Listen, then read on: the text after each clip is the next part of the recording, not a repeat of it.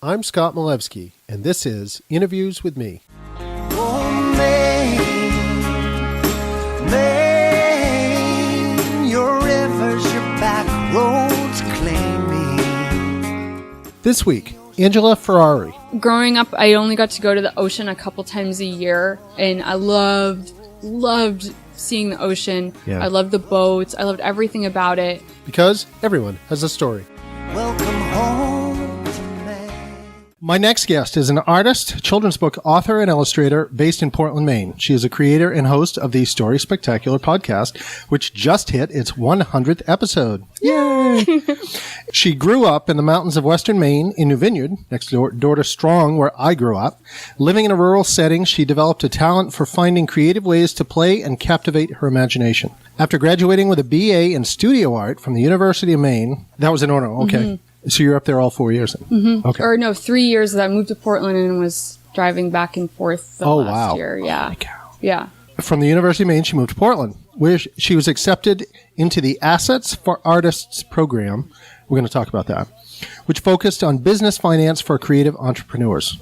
After completing the required training, she received matching grant funds for working in capital. She then became a successful painter. She has since expanded her artistic endeavors, writing and illustrating 4 children's books: Digger's Daily Routine, An Extraordinary Book, What Do You See?, The Shape Escape, and Lawrence the Lighthouse, which you brought me a copy. Thank you very much. That's fantastic. She has also launched Story Spectacular, a children's story podcast, which features original stories and classic retellings. Please welcome Angela Ferrari. Hello! Yeah, I think our sound is going to be good on that. So I don't even know where to start. You did your homework, though. You have, answers for all these questions that I sent you. Yeah, I did my best. Oh, okay, we're not going to get through all of them, but I do appreciate it. You get A+ for extra effort, I will tell you that. So let's start here. You grew up in New Vineyard. Mm-hmm. I still can't believe you grew up in the next town over from me. But you didn't graduate high school until 2004? Mm-hmm. Okay. So you were a whole 10 years behind me. Yeah. But I went to Mount Abram. So talk to me about your parents. What was it like growing up in New Vineyard? I mean, I have my own stories about New Vineyard, but tell me your stories about New Vineyard. I, at the time, didn't realize how lucky I had it, but if you were gonna grow a perfect childhood in a lab, I mean, it really was a great place to grow up and grow a wild imagination. So my mom is a speech pathologist, she's a teacher, and she's very passionate about advocating for people who have different abilities. And she was also an avid reader in the house, so we were always around books, lots and lots of books. That was my gateway to the rest of the world, was through books. And then my dad, he's a carpenter, so he was working all the time. And then when he came home on the weekends, there was always chores to do. But the great thing about my dad is he always included us in all the work. So we're scraping paint, we're stacking wood, we're doing lawn chores and stuff. So I think the biggest thing I learned from my dad is how to combine work with play. We would be out stacking wood for hours, and it was the funnest thing to do because we're listening to classic rock music. He's telling dirty jokes. We're making games and competitions out of it. And I even found a journal recently that I kept as a kid that it was a prompt, what's your favorite hobby? And I said my favorite hobby was stacking wood. And I'm looking back, I'm did my parents brainwash me? What was going on? What kid says that stacking wood is their favorite thing to do? I don't think any Mainer listening to this right now is going to say, yeah, I love stacking wood. That was the worst thing for our kids. So, yeah. But it was I think what it was for me as a kid is I found that contentment, that feeling of flow where you're just in this zone, you feel just good, and you get to, use your imagination, let your mind wander. And it was that happy place that I found early on that I'm able to do now as an adult when I have to face other tedious tasks. Yep. As far as growing up goes, how many siblings did you have growing up? 2 younger brothers. Okay. So I have a brother who's 2 years younger than me, so he was kind of my peer. And then I had a brother who's 9 years younger than me, wow. So he was the baby of the family. So it was kind of fun to have both experiences with siblings. Yep. So you got to ride the bus to school all the way to Farmington? Yeah, that was a long bus ride. Yeah, that was a long bus ride. Mm-hmm. I assume your parents are still alive? Mm-hmm. Okay. Yep. What was the best lesson you learned from your mom? The thing about my mom is she had to say no a lot to things. because we just couldn't afford everything. Like, we were very comfortable. You know, I had 2 working parents in the house. We had everything we needed, but there wasn't a lot of room for extras. So there were toys and things that it felt like all my other friends had, and then I couldn't have. Right. So one of them, the big one that for years was on my Christmas list, was the American Girl dolls.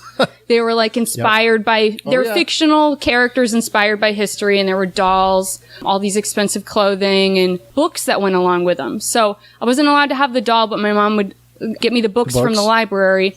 And I really was captivated by one character named Molly, who had glasses. And at the time I had glasses. I was like, me and Molly, we would hit it off. We'd be friends. So for some reason, in my head, I started imagining that Molly from the past was going to come hang out with me in the future. Like, I started developing this imaginary friend with me and Molly. So I started being like, oh, dude, Molly is going to be blown away when she sees my dad's corduroy recliner. Or like, oh man, Molly from the past, she's gonna be blown away when she comes visit me in the future and sees our console TV. So I started looking around and thinking about all the cool things I did have instead of the toy that I didn't have. And I'd say that's one of those things that I learned from not just my mom, but both parents, was that the power of not getting everything that you want. It's funny how we learn those lessons growing up. Who was your favorite relatives growing up? Did you have a lot of relatives nearby? Yeah. I mean, every place I went in public, I would run into someone I was related to. So you couldn't get away with a lot because someone would tattle on you if they saw you doing something. And at different parts of my life, I was close with different people. So in the Farmington area where I grew up, a big Italian family, a lot of relatives still nearby. But I'd say the singular person in my life that I really looked up to as a mentor was my Nana, who's still with us. She just turned 88. Yes, just had a birthday. Yep. Happy birthday, Nana. Happy birthday, Nana. Yeah, she lives independently still on a lake in New Vineyard. What would a perfect day be like when you were a kid? That would be probably at my Nana's house. I remember spending a lot of nights in the bunkhouse and waking up to the loons in the morning, and my Nana had a blueberry bush in her yard, and she'd make homemade blueberry muffins. Nice. Just, I mean, does it get better than that? It just doesn't. It's the best. That's Had a the whoopie perfect pie, day. maybe. But yeah, later on, dude, she made really good whoopie pies, too. Who were your heroes growing up? Yeah, I mean, you're going to see a theme here. Like, my Nana is still, she was my hero then. I'm glad that I recognized it at the time and took in so much of her advice really young. And she's still my hero now. And I've expanded as far as like people who influence my business. A lot of other podcasters out there. There's one in particular from Maine, Johnny Lee Dumas, who I really look up to. He does like an inspirational business podcast. So it's cool to kind of admire someone who has that Maine connection, but international fame now. What was the worst thing you did growing up? Okay. You don't have to answer this if you don't want to. I'll answer. It's super embarrassing, but okay. The worst thing I did, freshman year of college, we had a family car. So Does that count if you're in college? Yeah, no, let's say it doesn't, but I'll tell you the story anyway. So we had a family car. It was a sweet Saab 9000 CS turbo. It was just a wicked awesome car. So you know you're from Maine when you use wicked awesome. So my parents on a trial basis said I could drive it up to school. So I had it up at Orono, and then spring break hit, and I decided I needed to drive down to Florida with the studs on my snow tires still to go see the Salvador Dali Art Museum in St. Pete. So I did that. I made it down to the museum. It was a great museum. It was a really good time, spring break, but then... So wait a minute. Wait. Spring break, and you go to a museum with Salvador Dali. I went to the beach, too. Okay. I slept on South Beach. I hung out in Daytona. This sounds way too responsible for spring break. I mean, he's a pretty crazy painter. I mean, the paintings are pretty controversial, so that was a little edgy, too. But yes, I spent time at the beach, had a great spring break, but then on the way up, broke down in Newport News, Virginia. The wiring harness in the car went, and the whole thing was just smoking, like on fire, so... Then I had to call up my parents and say, "Oh, I took your car to Florida," and it's. Did they know you were taking it to Florida? No, they had no idea. They had no idea. So that was the worst thing I ever did. So the joke for a while was that I had a sob story. That's a really bad joke. So those of you listening, this is not your typical podcast today. So how has your life been different than you imagined? Did you always imagine you would grow up being a writer or some kind of artist, or How did that work out? Yeah, I knew from a young age I do my best work when I'm working with my hands. That's kind of what I've always, dreamed of doing, something in the creative fields. I think the biggest thing I had to learn growing up when I was a kid, my default state was always wake up happy. I always was just a really happy kid.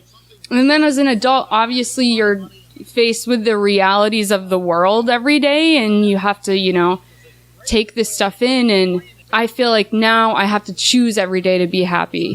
And it's not an easy choice. I don't get it every day, but it's definitely something I have to set more of an intention now. You graduated college. Mm-hmm. Was Orono always your first choice? No, it wasn't. I really, really wanted to go to Bowdoin. I applied to Bates too, and I didn't get into either one of those schools, and I was devastated at the time. Really devastated because, Bowdoin is just a beautiful campus and stuff, and Orono was a last resort. And then I went there and I had the best time, and I look back and I'm just like, thank goodness that's where I went. I'm so happy because I was around so many cool kids. I hung out with a lot of engineers, a lot of people from Maine and not from Maine. The art department was awesome. They had a huge commercial-sized foundry, so I got to go in and see bronze pourings. So you got a lot of different artistic experience with different mediums and things like that. Yeah, Wow. they do welding there. They had a really boss program, so I was really happy not only with the college experience, but the amount of debt I left with was much lower too. Exactly. So it was great. I'm very proud to be a UMaine grad. When you graduated high school, did they, they usually pull you into the guidance office and say, hey, what do you want to do? What do you want to be? Your grades say you can do this. What did guidance tell you? Did they just say, you want to be an artist? Go ahead. No, at the time I was in the electric car program at the vocational center. So that's a pre-engineering class. So I was more So you're pretty smart. No, I'm not. The thing is, I'm not. I'm terrible at the math side of things, but I was very good at helping pour molds. Like, we were literally using Kevlar carbon fiber molds. I liked designing aerodynamic mirrors and things like that. So I liked the artistic side of it and the construction side of it, but the math part of it was not appealing to me at all. So that was definitely the bottleneck. But I still liked the idea of doing something with sculpture, doing something with my hands. So the art side of things still appealed to me. So that's kind of why I decided to go in that direction. Okay. And Orono really kind of let you loose on that. Yeah, it really did. After you graduated Orono, where did you go from there? You moved to Portland, but were you immediately getting into artistic stuff, or were you having to find, I don't want to say a real job, but a more stable job while you're pursuing your passion? Yeah, so 10 years actually, I was waiting tables in Portland and then doing art on the side. So right away, the first, I'd say, art gig I had, I was painting seashells and selling them by the seashore to the cruise ships that were coming. She sells seashells. That was my sign. It was awesome. It was great. It was pretty much, I would just find seashells on the beach and then paint them. So it was very cheap, simple business to do. Did you sell a lot of seashells? I did. Really? I broke a couple, but mostly I sold out of them, yeah. So then from there, I moved on to bigger landscape paintings, and over the course of 8 years, after selling them around coffee shops and restaurants, I brokered a partnership with a restaurant. My art kind of complemented their brand, so I exclusively hang there. And over the course of 8 years, I've sold hundreds of paintings from this one spot, which is really cool. And what restaurant is that? Hot Suppa. Yep, on Congress So go check Street. it out on Congress Street in Portland. So how long until you were able to, are you still waiting tables, or were you able to quit that gig and be able to go full time? 2014, I think I finally got done waiting tables and was at the tipping point where it's a variable income, obviously, selling art, but I was able to do that full time and then also start pursuing the next business that I do now. So when did you decide you wanted to be an author, and how did you get into that? So, it was something I wanted to do for a long time. I illustrated a book for another local author, and I liked the process a lot. I love painting, but I was kind of feeling like, I got a lot more to say. I have so many stories in me, so I'd like to dip my toe into that, but it's obviously a completely different business than selling paintings to an individual person. So I had to do a ton of research, and it actually took me years to figure out that end of things. The biggest thing I had to choose between was, do I choose the traditional method of publishing, or do I self-publish? And what I did was I went to a lot of conferences with agents and editors and talked to a lot of writers. I started putting together books with dummy illustrations and submitting them to traditional publishers at first. I would submit and wait 6 months if I even heard back at all. Right. And I kept getting turned down, so I still wanted to keep trying. And then the thing that really changed everything for me is I went to a conference with a panel of agents and editors, and all the writers would anonymously submit a manuscript, and they would read it out loud, and they'd raise their hand when they reached the point of the story where they would pass and throw it in the trash pile. And not a single manuscript got through the panel. Not a single one. One agent was asked, hey, why did you pass on that one? That actually sounded like a good story. And she was like, oh, I didn't like the name Billy. So I was like, okay, she passed on it because she didn't like the name So it seems like a lot of it's based on like personal preference or bias or whatever. Yeah. Wow. I was just kind of like, at this time in my life, this isn't the right path for me. My decision from there was made that I want to be in charge of my own destiny. Self-publish. I have so much work I need to get out, and I decided right then and there that I wanted to self-publish. And not depend on somebody else. Yeah, I mean, down the road, who knows what's going to happen, and I know my experience is totally different from other people, but this was the totally right decision for me to do, because I can work so fast. I'm really good if it's just me on holding myself accountable to meet deadlines and things like that. So once I made that decision, I was able to publish 5 books in under 2 years. In addition to self-publishing, I was like, okay, how do I get my name out there as an author? How do I reach an audience of people and still feel authentic? Still feel like me and, but be able to market myself. So that's why I decided to launch the Children's Story podcast in tandem with the launch of my first 3 books. So what advice do you have for people who are out there who are struggling, who are thinking about, do I self-publish? How do I go about that? What's the best piece of advice you could give them? I'd say the first thing you do is you join the Society of Children's Book Writers and Illustrators. They have a lot of great conferences, a lot of good meetups. It's a great way to dip your toe in and assert yourself past your family and friends that this is the next step I want to do. We can put a link to that on the website. Yeah. But I'd say, overall, even if you do get published by a traditional publisher, no one's going to hand you anything. You still have to be the one marketing yourself. You still have to be the one promoting yourself. So if you're not the kind of person that is willing to put the work in, just straight up honestly, it's not going to be for you. How do you go ahead marketing yourself? What do you do? I mean, you say it's a lot of work, and I can only imagine. But, it is. You do your podcast, but do you do websites? I know you do readings at libraries and things like that, but what else is there? It's a combination of hitting the pavement and hitting the keyboard. I'm on all the social media platforms. I make little audiograms, little videos, and it doesn't necessarily seem like marketing when I'm dancing around like a turkey, but that's marketing. That's how I'm like reaching my target audience. But the biggest thing, especially in the community that I'm marketing to, which are parents and families with kids, is word of mouth. Yep. So as much as I can like bring it up in a grocery store when there's a kid crying, I hand out a bookmark. There's so many things like that where I can make personal connections with people. Anytime I have that opportunity, I'm shameless or not, that's what I'm doing. Well, and from what I've heard, you have to be. I mean, you have to get over that prideful, I don't want to promote you have to. I mean, that's especially when what you're doing, to me, it feels like I'm giving people a service. Like, this is a great free content entertainment for kids is listening to a children's podcast. It makes your car rides better, So when you find your good story, it doesn't feel like you're shamelessly promoting. It feels like you're just telling people about a service you can offer them. And there's not a huge amount of children's podcasts out there anyway. I mean, the only other one I can think of off the top of my head is This Podcast Has Fleas. Yep. That's about the only one. And of course, their claim to fame is, Alec Baldwin is one of the voices, but there's more and more though, and I'm part of an organization called Kids Listen. It's just like a nonprofit grassroots where a bunch of children's podcasters from all around the world, we meet up, we talk shop on an online forum. It's a growing community, which is really great because as much as you think it'd be like, oh, that's bad, too much competition is bad. It's not. It's just usually chances are if parents like one kid's podcast, they want to listen to a bunch more. Sure. So it's just great getting the word out in general about it. You're in the grocery store. Somebody's crying. You go over, hey, what do you do? Give me your elevator speech.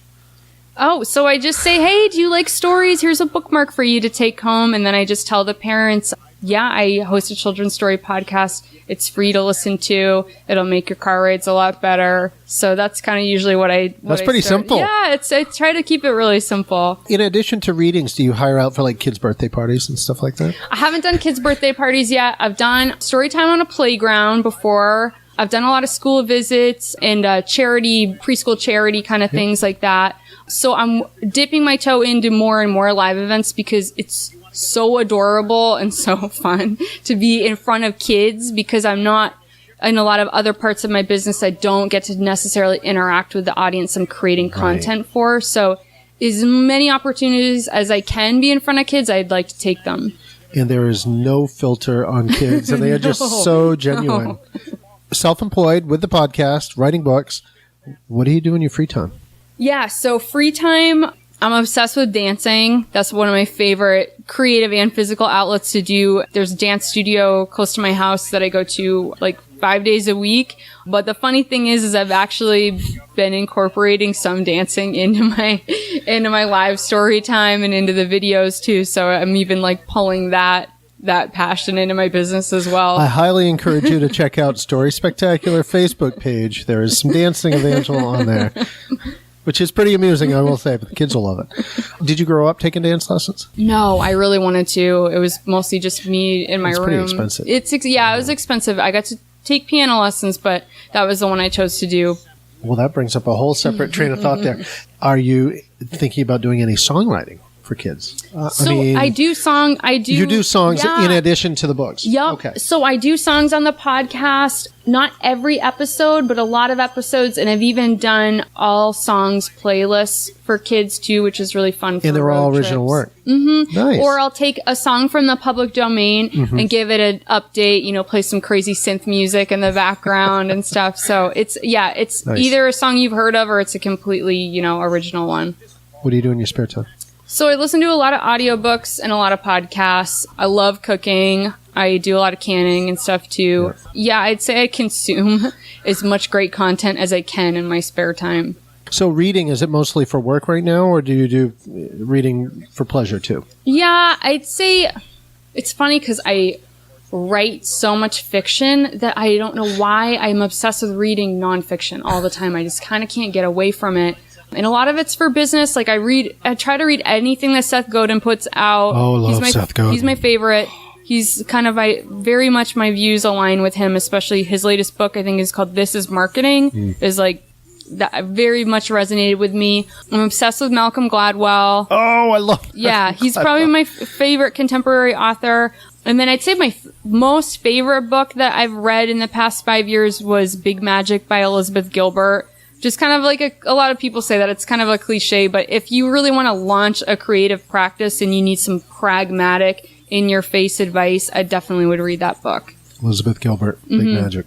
So what are you reading right now? Right now, I'm reading, I just started it. It's called Save the Cat, and it's a book about screenwriting, like plotting and making your antagonists dimensional. So it's a good book, because maybe down the road it could be something that I go into. Actually, that's another question.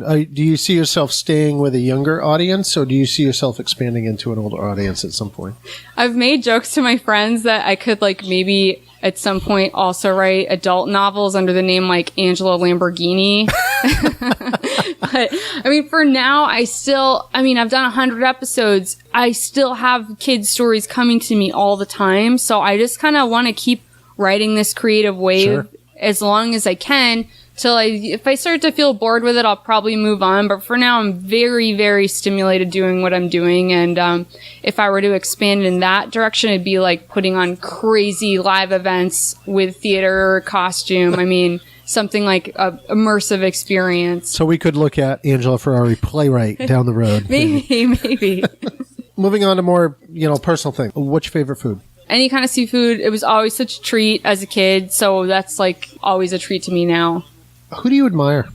I admire people who say they're going to do something and then they actually do it. I think there's a big line I can draw for people in my life right now that I can put in one category or the other. Interesting. Mm-hmm. So somebody who doesn't just give a lot of lip service and actually follows through. Yeah, there's obviously exceptions to that. Not everybody's going to be able to follow through with everything they say. But as far as big picture stuff, yeah, that's kind of who I admire, the people that really do follow through with the things they say. What brings you joy? I would say music brings me joy. I listen to a lot of music. I love dancing. I love singing. So that's something that's always brought me a lot of joy. What inspires you? I mean, you say you keep having ideas come, but you must have some kind of creative process that inspires you to come up with these ideas. Like I said, consuming really good content, like you can't just create all the time. So it's really good to take breaks. And I listen to this. There's one nonfiction podcast called Every Little Thing. And I totally fangirl about this podcast host. Her name's Flora Lichtman. She's amazing. So she'll do like an episode about houseplants. You'd think it's the most boring subject, but the whole story behind how these things come into your house, like I wrote 2 kids stories based on like the nonfiction story behind houseplants. So I'd say nonfiction can really inspire great fiction. I'm laughing, but I think that's a great way to get inspired by stuff. Who do you go to for advice? I have a huge family, and I definitely go to Nana. certain Nana and other family members for personal issues. But I have a lot of business mentors too, like that I've never met, but authors like Seth Godin and other podcasters. I listen to $100 MBA with Omar Zenhom. He's a really great, even though you don't know these people, sometimes podcasters, they have such a personal way of talking to you, and they give such great advice. So as far as like free resources go, those are my go-to mentors. It's so hard with podcasts because there's not enough hours in the day to listen to all these podcasts. Yeah, there's not. I just can't. I want to be respectful of your time, so I want to make sure we don't go too long. Favorite music? Yeah, that's like picking a favorite star in the heavens for me. Okay. But, so this year I saw Phil Collins in concert, and that guy is a legend. Like, that was one of the best shows I had ever seen. I just got his biography for Christmas. His autobiography. His son was playing drums for him. Really? It was incredible. So, I mean, that guy is just like, the fact that I got to see him live was amazing. Yeah. So, who's on your iPod right now? I listen to I like the Yeah Yeah Yeahs. I like a lot of newer stuff, but as far as like older stuff, I've been listening to a lot of Steve Winwood lately. Nice. I know. That's before you. That's like when I graduated high school. Yeah, but good music is good music. And I listen to a lot of like weird workout dance things that are not no one would really want to listen just for fun. They're more just really good to like dance like crazy to. Well, this one's good because it's 130 beats per minute. Yeah. Who would you most like to meet? Okay, this is actually a cheat because I've met this guy before, but it was in a weird setting when there was a bunch of people around and I couldn't talk to him. But Ashley Bryant, he has Maine roots. I think he has like a house up in Little Cranberry Island. He's an African artist, musician, and children's book author. He's in his 90s. I mean, his biography is absolutely incredible. Now that I've found my path and I'm on this journey of writing for kids, I would love to connect with him and just talk turkey with the guy because he's amazing. Moving on, philosophical. What are the most important lessons you've learned in life? I know I ask hard questions. Yeah, no, I'd say it's kind of cliche, but there's that book, The Four Agreements, about being impeccable with your word, not judging people. I mean, there's a lot of big things like that you kind of have to like relearn over and over again. But I'd say the biggest thing that I'm most passionate about is embracing play. That's kind of something I don't hear enough of, and it's something that really means a lot to me. I see a lot of adults losing that later in life. Not play as in, sit down in front of the Xbox, but some other form of play. I mean, maybe that or do you mean, or are you talking that too? I'd say there's a value that I see nowadays that I don't always like, which is I don't sleep, I work all the time, and that makes me a better person. And I don't think that's true. I don't think that's what life is worth living. I really love those moments that you get where you just have those belly laughs with people. So that's something that, as much as I can foster and be around other people that do that for me, that's, I'd say, the most important thing I'd learned in life. Okay.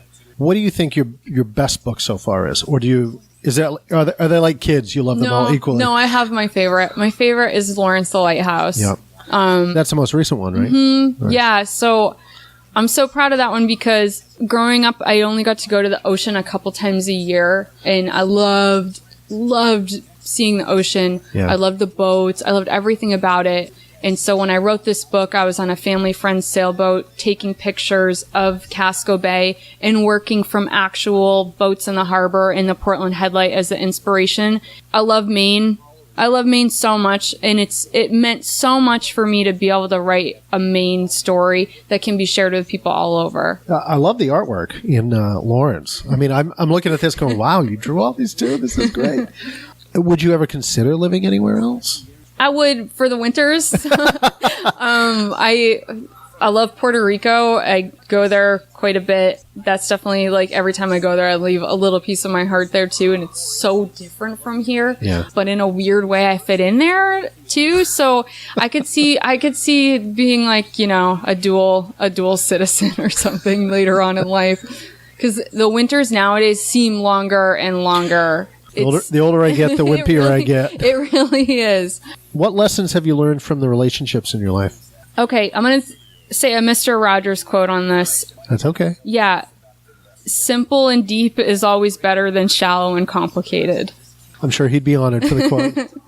Do you have any charities or philanthropic organizations that you donate either your time or your money to, or what are you passionate about when it comes to that? Yeah, one organization I'm really passionate about are the CSA programs in Maine. It's not necessarily a charity, but I love advocating and spreading the word about farm shares. Mm-hmm. Just growing up where I grew up in Farmington, I knew a lot of farmers. It's just a great opportunity to connect with the person who grows your food, and I learned to can because of the excess I was getting. And so I've done CSAs with Broadturn and with Frith Farms down here in southern Maine. But if I were to, encourage people, it's like go on the database, see what's in your area. Nice. That's a good one.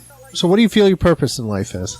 I'd say my purpose in life is to share my creativity with people. I've been inspired by others' creativity, and I hope mine inspires other people. Here's one I don't ask too often. If you took out a full-page ad in the New York Times and had to describe yourself in only 3 words, what would those words be? They'd be create, create, create. That's simple enough. Mm-hmm. What do you hope people will say about you at your funeral? I hope people would say that she was really fun. And if this was to be our very last conversation, what words of wisdom would you want to pass on? Again, Mr. Rogers, and it would be that I'm sensing a theme here. You're great just the way you are. That's pretty much it. That's nice. all the questions I have. We actually got through quite a bit of those. But I do have my last rapid fire inside the actor's studio questions that I do. And just let loose on this, whatever. What is your favorite word? My favorite word is campfire. Really? Mm-hmm. Is there a story behind that? I had the best times around campfires. Okay. And I love the smell the next day. Oh, the smoke on your clothes. Oh my gosh, it's my favorite smell. It's a great word. It's a great sound. Now, did campfire have to include s'mores? No, it didn't Not necessarily. have to. It didn't have to. There were other sometimes treats around the campfire too. Yeah. Okay. Mm-hmm. What is your least favorite word? Right now it's influencer. Okay, I got to ask. Why influencer? I think because I just watched those documentaries about the Fire Festival, which, do you know what that is? You know, I'm ashamed to say I don't, but I see comments everywhere about it. It's this like crazy music festival that never happened, and it was like kind of... Oh, that's the one. Yeah. Okay, it was like the biggest party that never happened. Right, type of thing. right. Okay. And so it's like a lot of millennials and people who they're famous because of how many Instagram followers they have, and they call themselves influencers like it's a job, you know, which it is. Right. And I don't want to say anything mean about the people that choose this, but the word influencer itself just drives me crazy. Okay. What sound do you love? I love the sound of loons so much. I wish I could hear it in Portland, but I only hear it when I'm back up at home. What sound do you hate? Sirens. What is your favorite curse word? I'm not going to say a curse word on the air so here. I'll just have to say, I know you're children's author, so you could just say, "Oh no, I don't use any." No, I definitely but obviously we bleep them out. Use them. But the one word I love calling people lately is Phoebes. And I love saying stuff like, "Oh, that guy can eat some bees." So like, I have other creative workarounds. Okay. What profession other than yours would you like to attempt? An auctioneer. I'm obsessed with antiques. I love going to auctions. They're so fun. I'd have so much fun being either an auctioneer or in the auction business. I need to hook you up with Gary Crocker. Okay. Because Gary Crocker does auctioneer, but he just volunteers his time. Nice. He's a lot of fun. What profession would you not like to do? I have friends that are nurses, thank God for them. Nurses are incredible people. I could never do that job, though. It's a lot of work. Mm-hmm. And if heaven exists, what would you like to hear God say when you show up? I've had loved ones pass away, so I think I'd want God to be like, "Oh, look who's waiting for you." So that's probably what I'd want to hear. Okay. Mm-hmm. Angela, thank you very much. That's it. We're done. Thank you. And I appreciate your time, and we will, everyone will hear you shortly on the podcast. Perfect. Thank you so much, Scott. Thank you. We don't have sponsors. We promote local charities. This week's episode features community-supported agriculture, or CSAs. More commonly known as crop sharing or farm shares, you pledge your money to a local farm in advance for them to grow fresh vegetables for you and others come harvest time. The benefits of a CSA are obvious. You get to know your local farmers, you know what is going into your food, you get a wide local variety, and you get to support a local community organization. To find out more about CSAs and to access a directory of local farms near you, visit the U.S. Department of Agriculture at www.ams.usda.gov and search for CSA. That's www.ams.usda.gov. Welcome home to me. This podcast was created and edited by Scott Malevsky. Thanks to our guest this week, and a special thanks to Ellis Paul for the use of his song, Welcome Home to Maine. You can find his CDs, music, and touring schedule at ellispaul.com. You can find us on Twitter, Instagram, Facebook, Stitcher, Spotify, TuneIn, Google Play, and iTunes. For more content and bios, visit www.interviewswithme.com. Thanks for listening, and we hope you join us next time.